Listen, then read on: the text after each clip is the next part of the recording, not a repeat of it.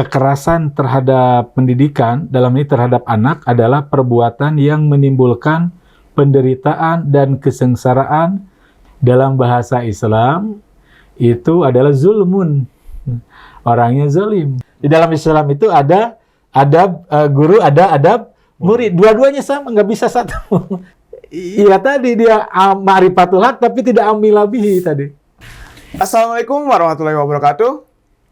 Halo Sobat Salman semua, kembali lagi kita di Tanya Ustadz, suatu program yang insya Allah akan memberikan ilmu-ilmu baru kepada kalian semua yang menonton video ini. Nah, dalam episode hari ini, kita akan membahas suatu hal yang sering kita lihat berita-beritanya di sosial media gitu. Apa itu isunya? Nanti kita akan kasih tahu. Sebelum itu, mari kita sapa terlebih dahulu narasumber hari ini, karena narasumber sudah ada di tempat. Assalamualaikum warahmatullahi wabarakatuh. Waalaikumsalam warahmatullahi wabarakatuh. Apa kabarnya, Tad? Alhamdulillah, baik. Nah, Tad, saya tuh sedikit penasaran. Ustadz selain sibuk ngisi kajian, ceramah, dan semacamnya, sempet ngajar gak sih, Tad? Kayak ngajar, entah itu pendidikan formal atau Islam gitu? Lebih banyaknya di formal, non-formal, non-formal atau informal, itu di Madrasah Diniyah. Saya pengelola. Dan sekaligus mengisi. Di sana ada TKQ, TPQ, DTA, DTW. Ya, berarti Ustadz juga emang bergelut di dunia pendidikan lah ya. Ya. Dan ya mungkin Ustadz juga sudah dengar atau sudah baca sendiri berita yang banyak sekali di sosial media atau di berita TV dan semacam, bahwa ya sekarang para guru gitu yang emang mendidik gitu seperti kehilangan haknya gitu. Seperti diintimidasi oleh hukum gitu, karena tegas dikit dilaporin di penjara gitu dan semacamnya gitu kan. Banyak hal-hal berita-berita miris yang sekarang berseliweran gitu. Padahal kan mungkin tujuannya ya mendidik itu ya mungkin ya dengan mungkin sedikit keras atau tegas gitu. Tapi dalam pandangan Islam sendiri nih tadi ya, sebenarnya untuk melakukan pendidikan dengan metode kekerasan itu gimana gitu? Apakah pendekatan itu tuh diperbolehkan dalam pandangan Islam atau seperti apa? Gitu? Baik, jadi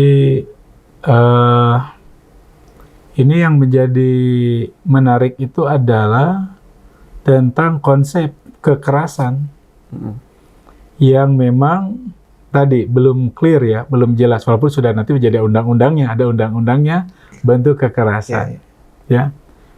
Misalkan kita tidak boleh mendidik dengan keras atau kekerasan. Tapi kalau sudah kerja, kita harus kerja keras. Jadi kerja mendidik, belajar keras, mendidik keras itu sebelum boleh dan tidak boleh, maka harus clear dulu tentang apa itu konsep kekerasan. Memang secara undang-undang ya, di sana ada, saya tidak hafal, saya bawa catatan tentang bagaimana Undang-Undang Nomor 35 tahun 2018 dan banyak-banyak lagi ya tentang berkaitan dengan kekerasan itu yang nanti supaya jelas kedudukannya ya. Karena nanti juga ada yang berpandangan ya, kita harus mendidik dengan keras. Nah, berarti harus didudukan tentang apa itu kekerasan atau dengan keras itu, ya. Di dalam undang-undang tersebut, misalkan disebutkan bahwa kekerasan terhadap pendidikan, dalam ini terhadap anak, adalah perbuatan yang menimbulkan penderitaan dan kesengsaraan secara fisik, secara psikis, seksual, atau penelantaran, ya, penelantaran. Nah, kekerasan juga dapat berupa ancaman, pemaksaan, kemudian perampasan kemerdekaan secara melawan hukum. Nah, di sana secara singkat saja bahwa kekerasan identik dengan membuat orang lain menderita. Nah, itu kalau itu dipahami seperti itu udah jelas. Dalam bahasa Islam itu adalah zulmun. Orangnya zalim. Kan penganiayaan itu merupakan satu kezaliman, ya. Dan jelas kalau itu yang dipakai, maka merupakan satu hal yang bertentangan dengan Islam. Islam tidak mendukung terhadap kekerasan seperti itu yang secara jelas disebut dengan zulmun atau kezaliman. Gitu. Namun di lain pihak bahwa ada yang kita mendidik itu harus dengan keras. Kenapa? Ada yang mencoba menelisik tentang bagaimana konsep kata keras di dalam kamus bahasa Indonesia sendiri. Di sana ada keras itu bisa bermakna kuat, ya, tidak mudah pecah, tidak mudah rapuh. Itu yang kedua adalah gigih, ya. Belajar keras belajar gigih, ya.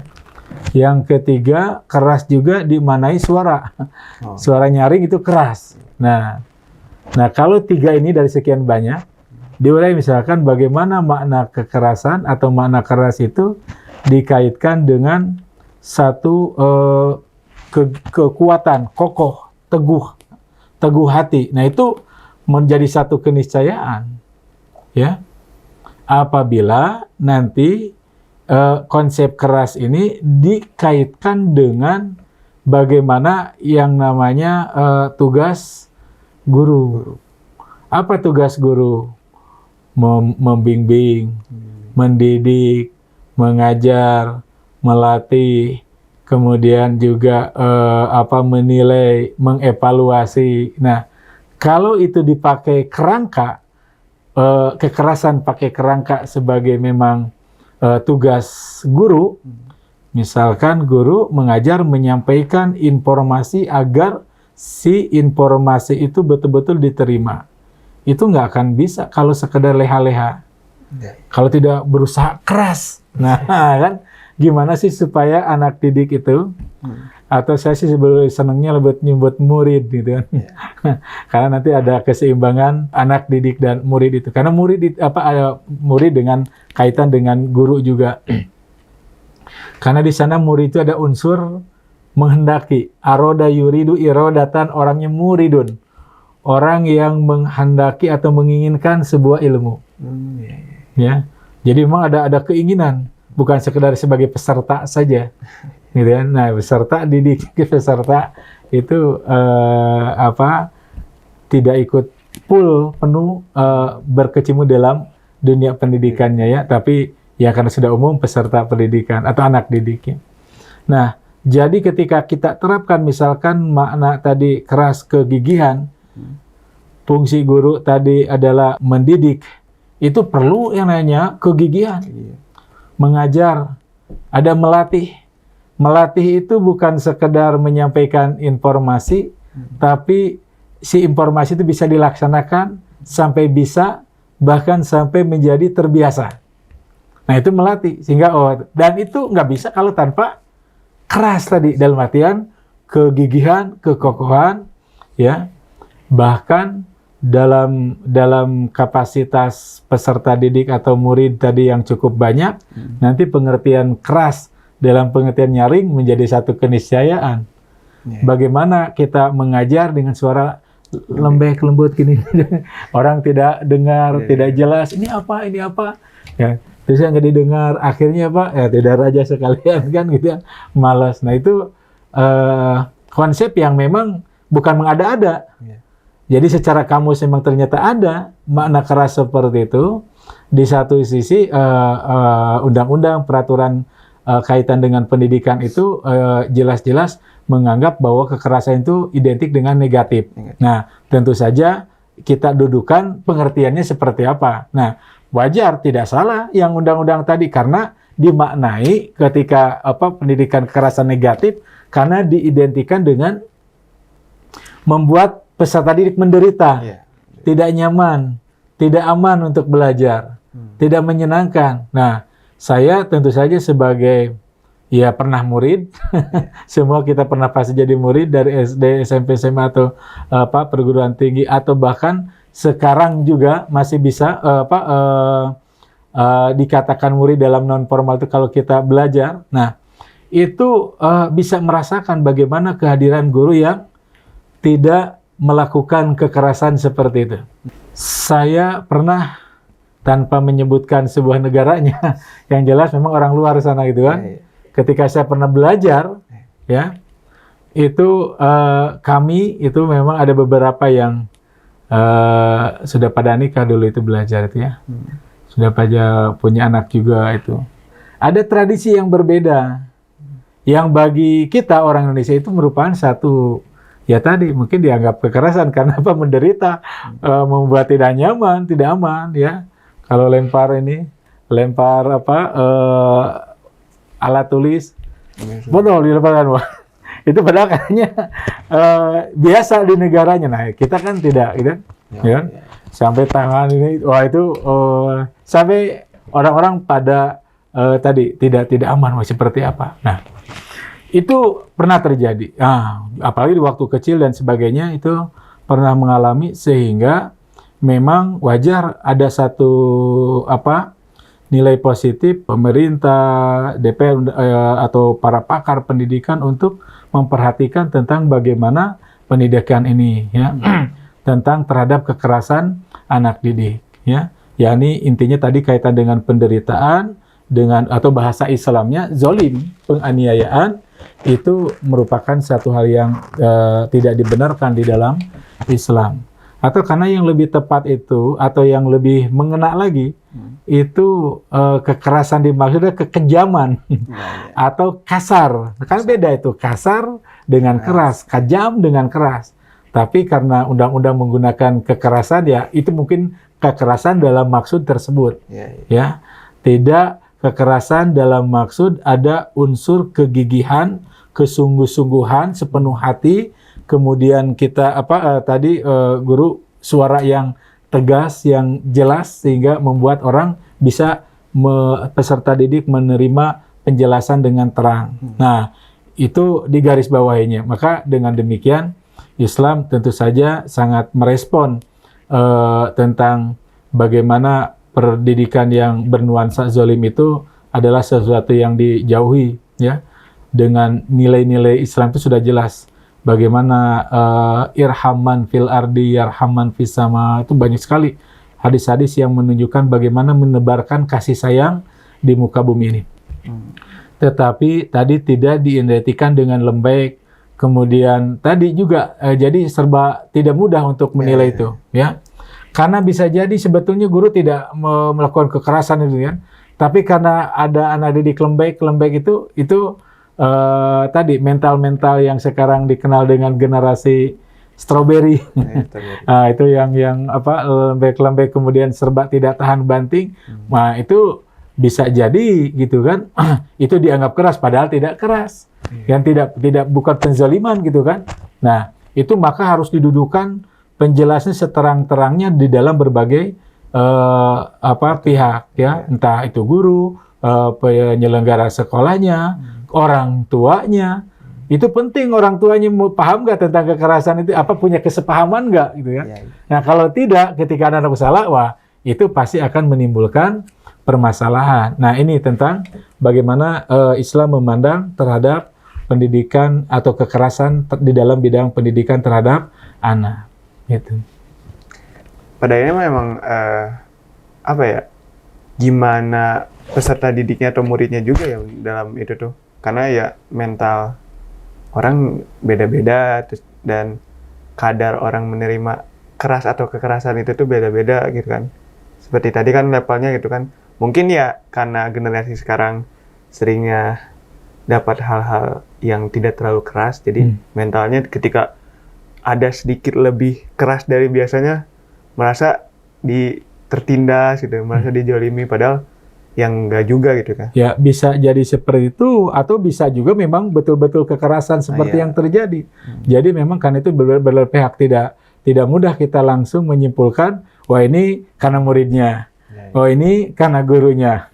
Karena itu banyak mendalami dengan betul, gitu kan. Tapi yang jelas intinya apapun tindakan kezaliman ya, untuk dalam pandangan Islam itu bentuk kekerasan yang dimaksud adalah berbentuk kezaliman, itu kan tidak diperkenankan dalam Islam.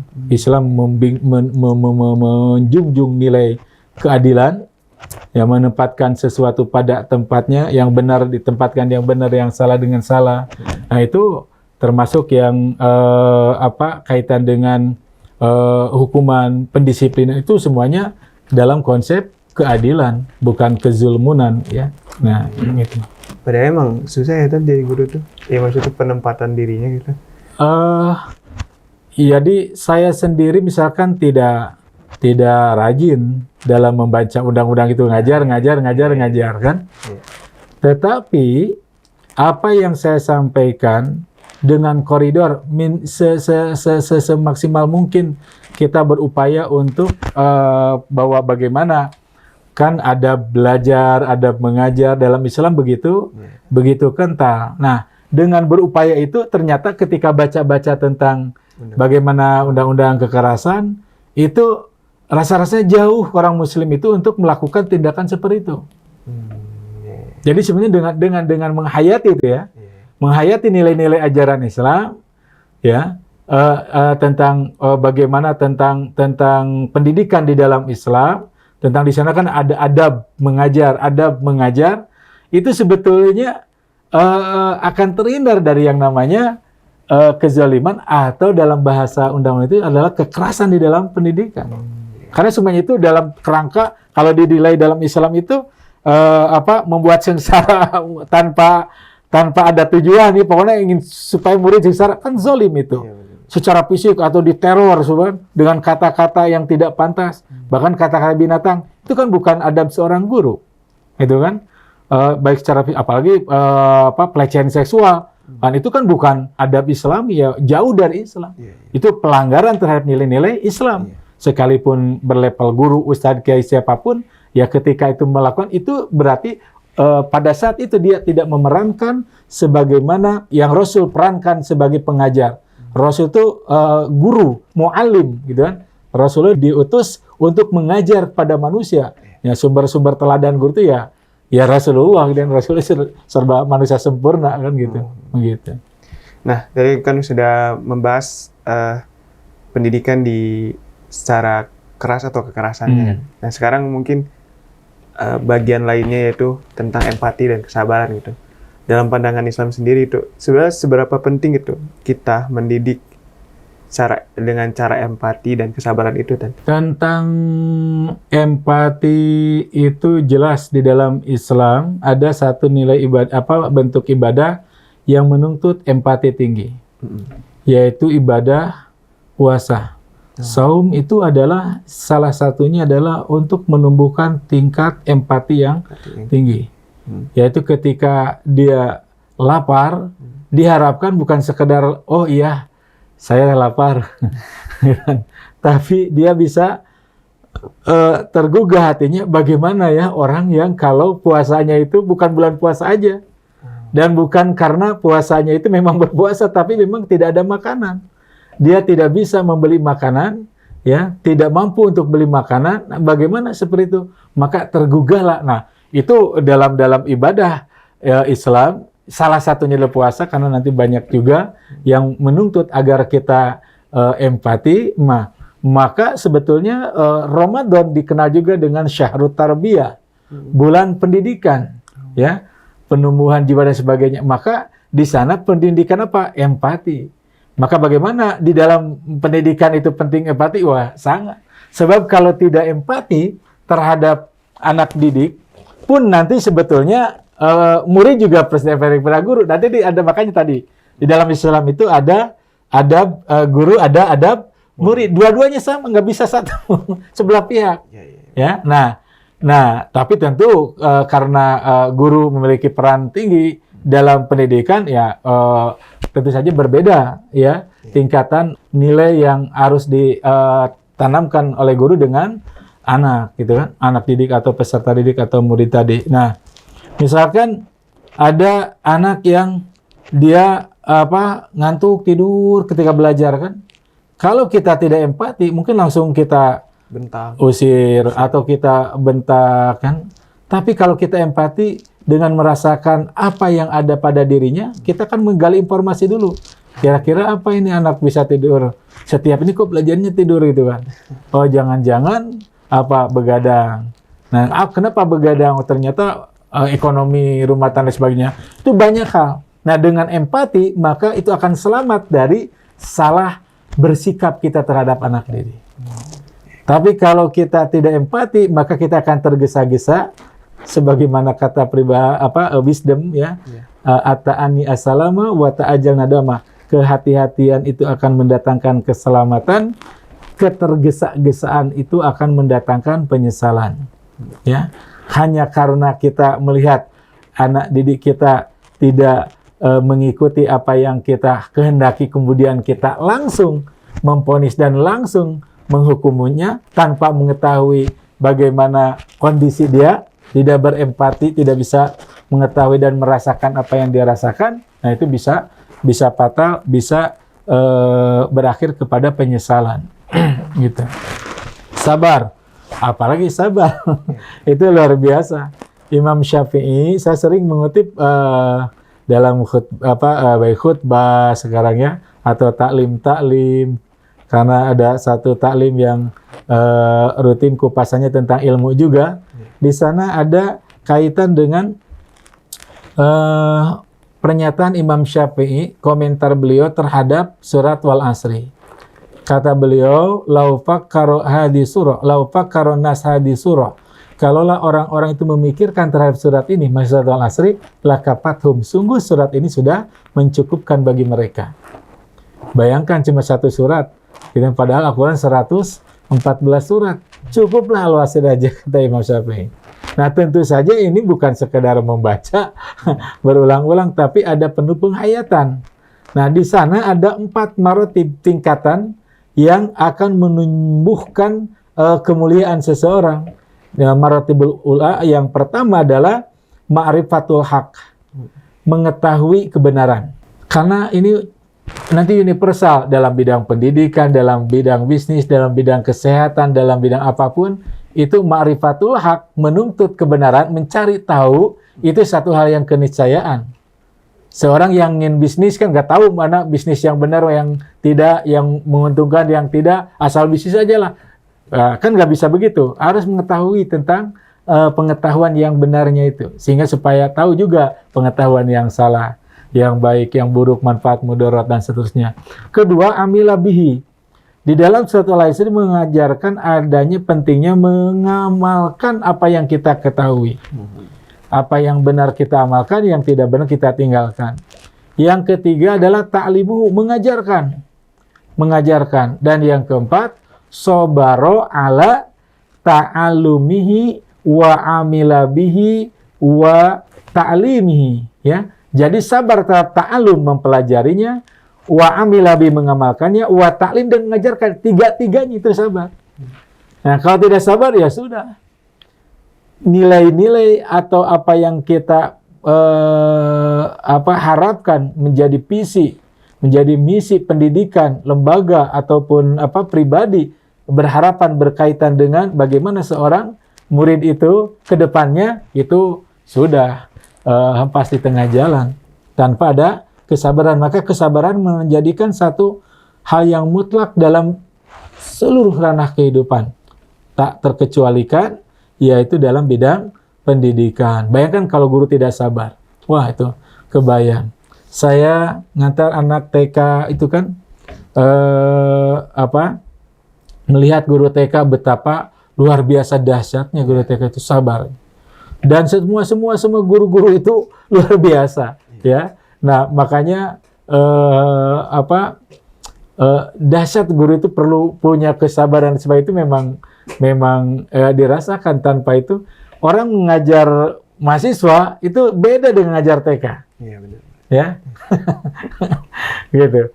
Nah, itu kesabaran ternyata semakin mendasar itu semakin penting, ya. Tapi justru kita dibalik, justru orang-orang yang pendasaran itu, hal-hal yang dasar itu kadang-kadang itu yang mengajar orang yang tidak berpengalaman sehingga kurang sabar, gitu. Nah, perlu latihan untuk sabarnya itu kan. Nah, gitu.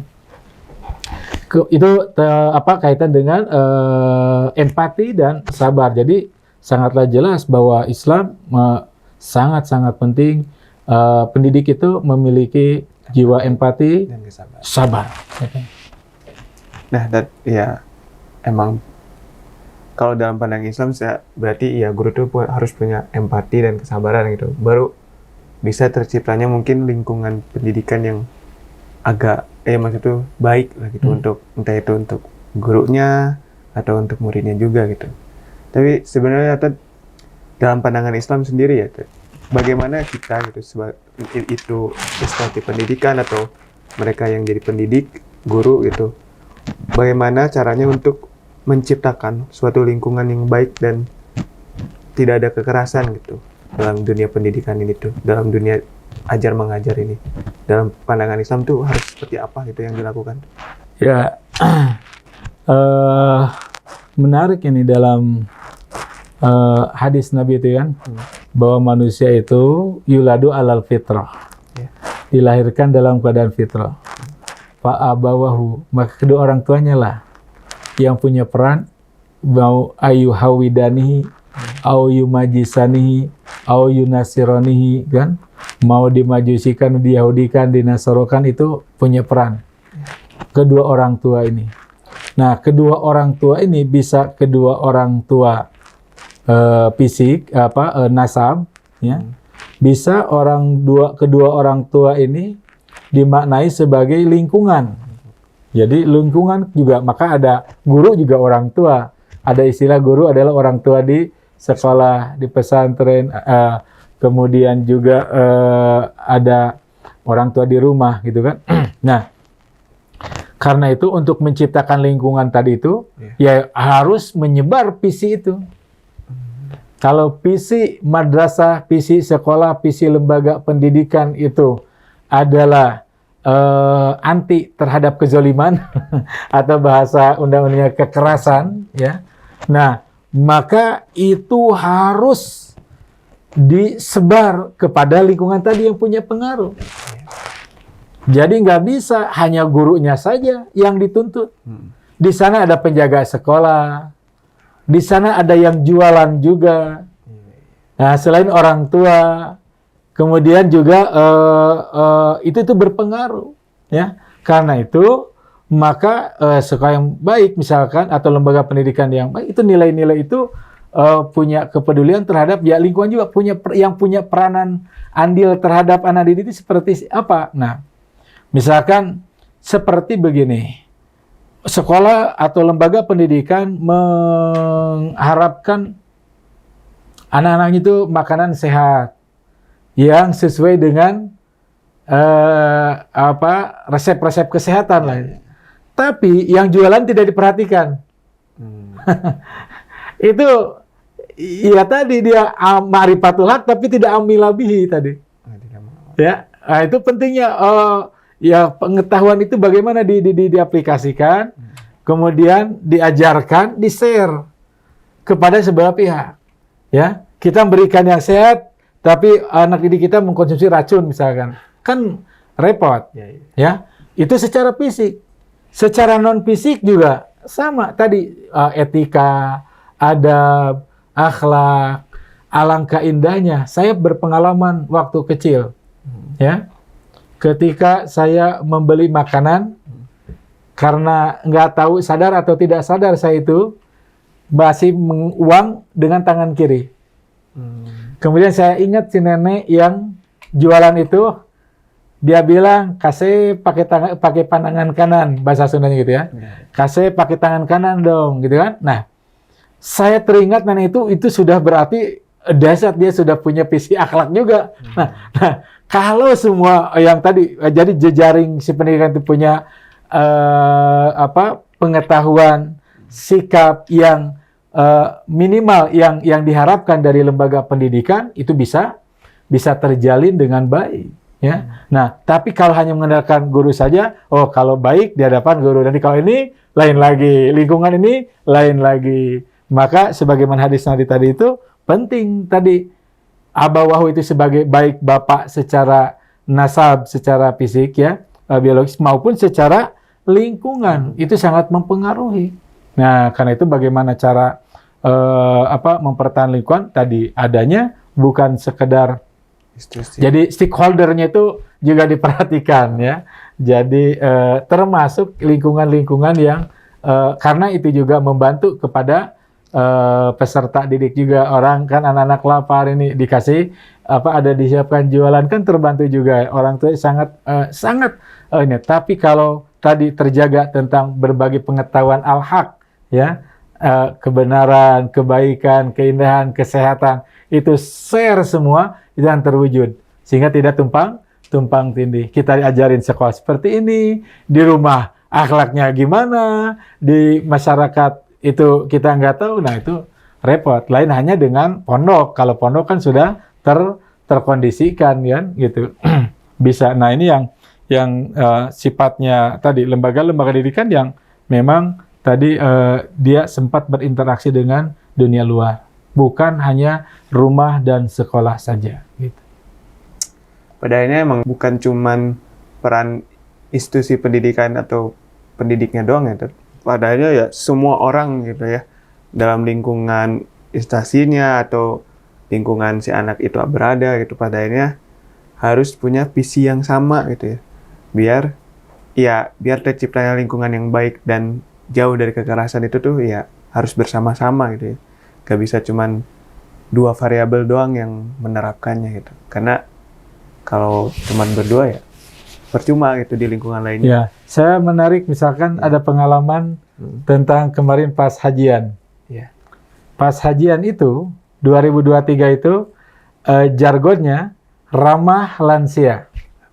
Ya. Nah, konwo menyebar kan.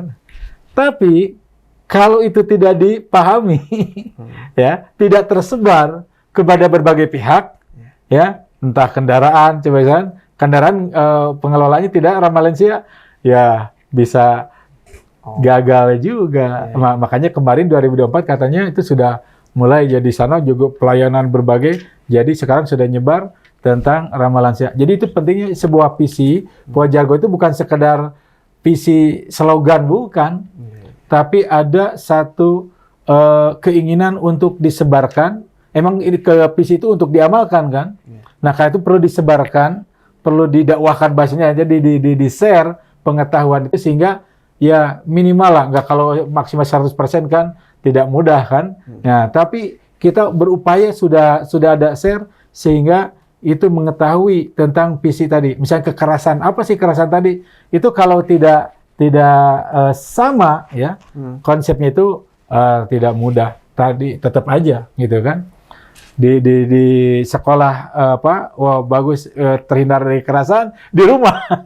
Nah, atau di tetangga atau nah itu kan tidak bisa. Jadi pentingnya banyak hal, makanya tadi ada tawasobil hak, tawasobisob. Itu wal asih, makanya cukup. Kenapa? Karena itu berlaku untuk semua tadi. Nah, kalau itu ada unsur mekanisme untuk saling menjaga nilai tadi, untuk terciptanya nilai tadi, ya itu hebat ya. Kebersihan, ayo dilihat kebersihan. Di rumah tidak menjaga kebersihan.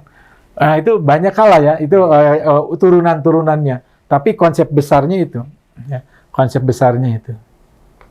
Nah, begitu sobat-sobat semua, tadi kita sudah membahas isu tentang pendidikan lah ya, yang mungkin beberapa minggu ke belakang sempat ramai gitu tentang para guru yang terkena imbas karena berusaha tegas gitu untuk mendidik murid-muridnya itu. Terus tadi ya pada akhirnya kedua belah pihak dari murid dan guru juga punya adabnya yang harus diperhatikan gitu.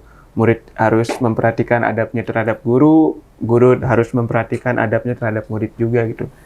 Pada akhirnya semuanya nggak bisa semena-menanya gitu. Dan ya harus berbarengan lah gitu untuk menjaga lingkungannya agar bisa bebas dari kekerasan atau kekejaman itu gitu. Dan tadi ya selain dari instansi atau gurunya yang ingin menciptakan lingkungan yang baik, ya tentu orang-orang di sekitarnya yang paling sedikit ya di sekitar sekolahnya lah ya, yang dimana ya harus menerapkan hal yang sama juga gitu, agar tidak ada perbedaan visi gitulah dari yang satu ke yang lainnya gitu. Biar semuanya tetap satu visi dalam ingin mewujudkan lingkungan yang baik dan jauh dari kekerasan. Begitupun dari instansi pun harus men-share gitu visinya kepada orang tua murid atau lingkungan warga di sekitarnya gitu agar semuanya bergotong royong gitu menciptakan lingkungan yang baik dan bebas dari kekerasan di dunia pendidikan gitu. Ya, sebelum saya tutup mungkin dari Ustadz ada yang mau disampaikan terhadap sahabat Salman? Baik, tadi jadi tentang pendidikan kekerasan dalam pendidikan itu, jadi dalam Islam sangat sederhana sebetulnya. Jangan melakukan kezaliman, ya itu kan. Nah, bahasanya di undang-undang memang kekerasan. Tapi bukan berarti kekerasan kemudian tidak atau jadi kita lengah sehingga tidak punya jiwa semangat yang gigih untuk mewujudkan suatu cita-cita yang benar, yang baik, yang bermanfaat, gitu kan. Nah, itu yang perlu kita waspadai. Maka tadi nilai tentang bagaimana nilai-nilai empati, kesabaran, wabil khusus tentang surat wal asri menjadi satu keniscayaan untuk menjadi bahan pemenungan kita. Wal asri itu mencakup berbagai ranah kehidupan kita. Barakallahu. Terima kasih Ustadz Yayat atas waktunya sudah mengisi Tanya Ustadz di episode hari ini. Dan buat sahabat Salman semua, terima kasih sudah menonton sampai akhir. Semoga bisa menerima hikmah yang dibahas di video ini. Mungkin sekian untuk Tanya Ustadz episode hari ini. Terima kasih. Wassalamualaikum warahmatullahi wabarakatuh. Waalaikumsalam.